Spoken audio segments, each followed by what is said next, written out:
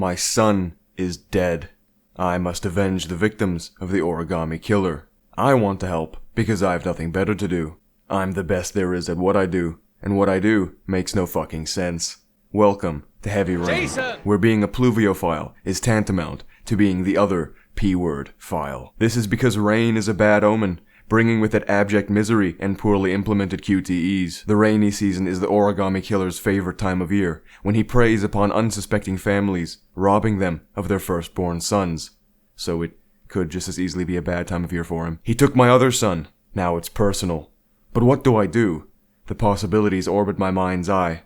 Each option, each choice, as tantalizing as any other. But will my choice be a step forwards or back, towards finding the origami killer, or towards an embarrassing death all my friends will laugh about at my funeral? I am not alone. The FBI, a private eye, and a helpful stranger want the same thing I do. But can we overcome our ailments in time? Insomnia, DID, heart disease, and, worst of all, addiction. This augmented reality interface does wonders for the investigation, if only I can maintain a healthy intake of fentanyl to take the edge off. My thoughts have become erratic. I'm struggling to perform the most basic motor functions. I'm breaking down in public. And all I have for consolation is a series of elaborate saw games the killer has organized for me, jumping through these barbed hoops for his demented satisfaction in the hopes that completing them will return my last remaining son to me. The victims are always found when rainfall reaches 6 inches. 6 inches of anything is a foreign concept to me. I only understand 9mm, parabellum, and before winter arrives, I will see justice done.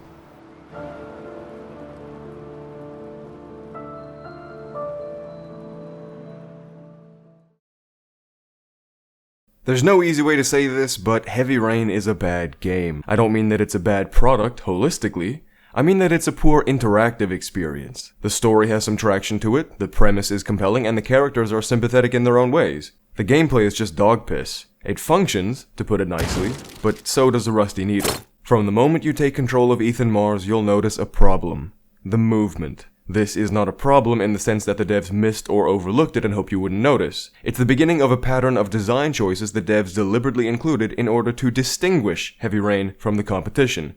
And distinct it is. This is a branching narrative. A Your Choices Matter game?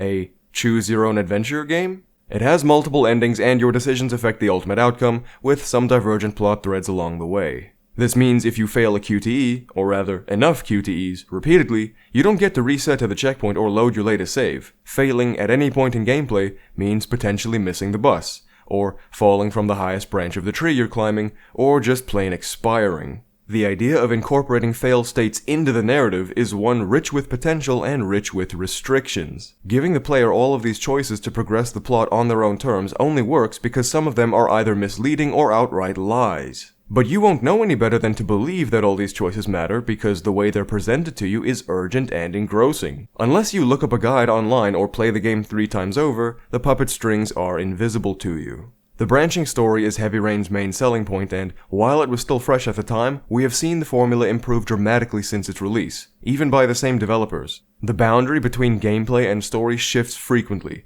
keeping the player engaged as you're not entirely sure if you're watching a scripted cutscene or if a perilous quicktime event is about to pop up. Early on, you'll learn to keep your hands on the controller at all times or risk spilling the milk all over your freshly mopped floor. Most of the gameplay sections will see you holding R2 to move, yes, the shoot button is walk in this game, and using the right stick to fiddle with things in the environment, yes, the camera stick is interact in this game. While the face buttons will be used for quicktime events and dialogue options, all contextual interactions require moving the right stick up, down, left, right, or in a circular pattern, which often fails if you don't first move the stick with surgical precision in one of the 4 cardinal directions indicated. Very distinct indeed. After you've got the hang of what each unique shape and directional prompt means, your goal unconsciously shifts to hitting each input as fluidly and efficiently as possible, maintaining a rhythm to the movie playing out before you. To call Heavy Rain's gameplay confusing wouldn't be fair. The controls are clear enough and function as intended, with only a few rare instances of unintuitive prompts I can remember. What is confusing is why so much attention was given to utterly trivial actions. Everything from pulling the chair out before you sit down to individually doing each button on your shirt is performed manually by the player through rote inputs. It's obvious that the choice to muck about, flipping light switches and flushing toilets was included to instill a sense of immersion in the player, to help them inhabit this fictional world by replicating the actions of the POV character, no matter how mundane or superfluous. But I'm sad to say, the end result has the opposite effect, with these formalities doing less to grab my attention and more to put me in a semi-vegetative state of matching whatever inputs appear on my screen next. BioShock, Dishonored, Deus Ex, those games are immersive, because not only am I inhabiting those characters and their roles in their respective fictional worlds, but they make me want to explore and improve my standing. Those systems encourage curiosity and experimentation. They are mostly open-ended and allow the player a large degree of freedom. Heavy Rain has extremely limited exploration and no progression. Its systems are tailored to a very discrete, linear experience, and its illusion of freedom leans heavier to the illusion than the freedom side. This is not to say there is no fun to be had, however. Getting attached to these characters and wanting to solve the mystery of the origami killer is enough to endure the clunky controls, but not enough to take it seriously all the time. I'm sure some of you have seen that video of a player deliberately failing all the QTEs in that one chase sequence. It's a good meme, not only for how clumsy the Fed looks while tripping over himself in the middle of athletic feats he would have needed to perform just to pass the bar, but also because of how it shines a spotlight on how little control the player has over the progression of the story. You could miss all of these QTEs, and you'd still end up in a situation where, ostensibly, only one QTE, the final QTE, matters in catching the perp. This was early enough in my playthrough that I thought, what the hell, let me take my hands off and see if it has any impact on the game. And did it? Well, I don't know. I only played the one time, and I don't plan on looking up alternate paths online anytime soon. For now, at least, I quite like the idea of considering my experience to be the canon one. That is how these games are supposed to be played, after all. All I can say is that, although I didn't catch the crook, I didn't feel the impact of that loss in any way. The story carried on and I was able to re-immerse myself without issue. My real mistake was believing that fumbling more QTEs later in the game wouldn't have consequences, but I'm getting ahead of myself. How it feels to chew 5 gum. Stimulate your senses. The prologue serves as both a tutorial sequence and introduction to our main character, Ethan Mars. He's an architect living a pleasant suburban life with his wife Grace and 2 sons, Sean and Jason. But, as we know with crime stories and revenge thrillers, a happy family is fertile ground for what we call an inciting incident. The mall sequence is distressing, but not for the reasons the devs intended. It starts out normal enough, but soon you'll be calling for Jason's attention as though he has the temperament of the average house cat, chasing him across the mall while he teleports to different floors and eventually out into the middle of a street. Come here. Look at this. Jason! Stupid motherfucker, he's just begging to be got. It does a good job of capturing the intense anxiety of a panicked parent chasing their scatterbrained child through a crowded public space, but on repeat viewings, the strings are clearly visible. Jason ignores your yelling and covers ridiculous distances in the blink of an eye in order to cause the player maximum stress. If you're like me and emotionally detached so that you could enjoy the MASH X minigame, then the whole scene is less, I desperately want to save my child, and more, why is the game jerking me around like this? Jason!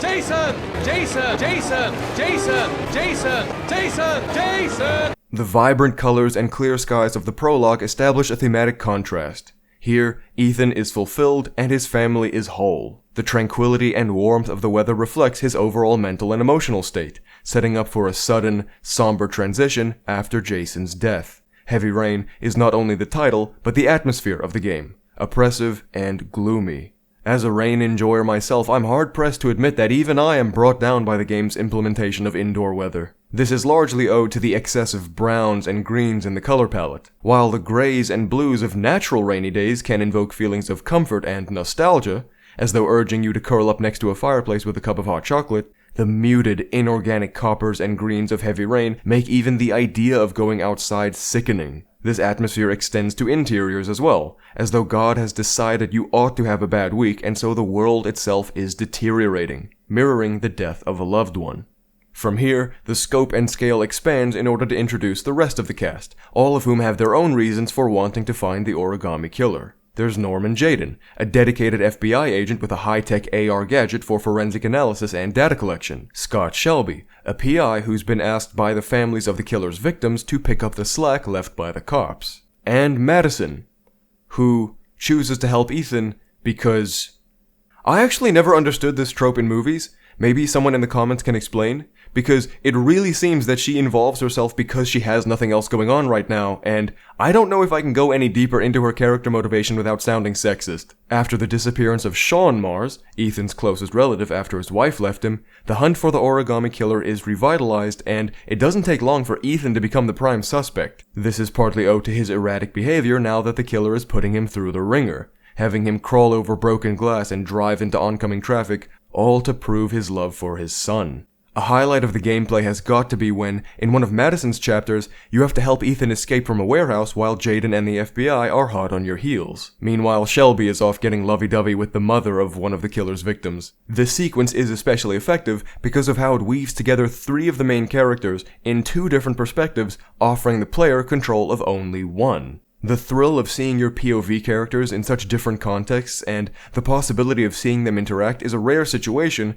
and although Heavy Rain makes good use of it, it does raise the question of why they didn't do it more. Not the exact same scenario, but more multi-panel, worlds colliding type gameplay. Just one example of the promise this game showed, even in spite of other unpolished features. Not only is Madison the weakest character, but her gameplay segments are also the least interesting. Sad to say it, but she could have been a solid emotional core for the story. Meanwhile, she ended up feeling like a fourth wheel on an otherwise well-rounded cast. She could have been a real asset to the story, if only she had more to work with. It was a better time for character design.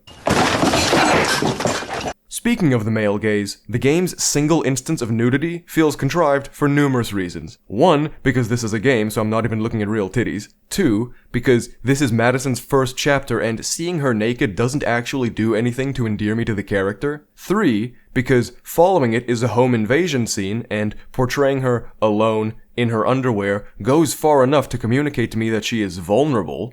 And 4, because all of this is a dream sequence. The shower, the dramatic leaning against the window, the somber sitting in the chair, the magazine paging, the fighting for her life, none of this really happens. It's bizarre as both a narrative sequence and an introduction for Madison. How does any of this inform her character or relate to the rest of the game? I didn't even know it was all in her head. I was just so detached that I chose not to hit the QTEs because the resulting animations are always funnier to watch, as though the characters are fighting underwater with their frontal lobes freshly removed. This is where my QTE fumbling caught up with me. Previous sequences had primed me to believe these QTEs weren't all that impactful to the overall story progression. Well, in truth, it was also my awareness of redundant choices in games like these that have become more and more common over the years that instilled in me this apathy. The bad news is that I let Madison die without a fight because I thought it would be the silly haha type of QTE sequence and not the disturbing, maniacal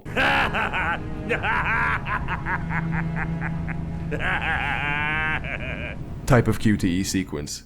The good news is that I can say, with confidence, your choices do matter in Heavy Rain. Maybe not as much as the game would like you to believe, but enough to where main characters can die and others will feel the loss. Those earlier sequences did have far lower stakes, but the stakes rise accordingly with the progress of the story. I didn't take this one seriously and paid the price for it. My actions had consequences, and I only had myself to blame. Heavy Rain is not trying to lie to you or force your investment. It has a story to tell, and gives you a limited yet meaningful role to play in telling that story.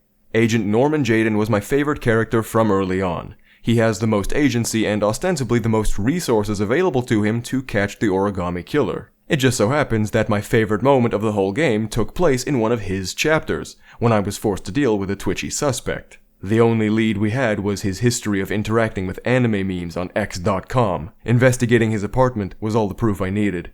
This guy was a total weeb. One bad day away from ordering pink thigh highs and cat ears off of Amazon. I had to put a stop to it, get him the help he needed. After a tense standoff, my antagonistic partner, Blake, was able to place the troglodyte under arrest, but not before he rushed to grab something in his jacket. My SEAL training kicked in, and I domed the guy, preserving me and my partner's well-being.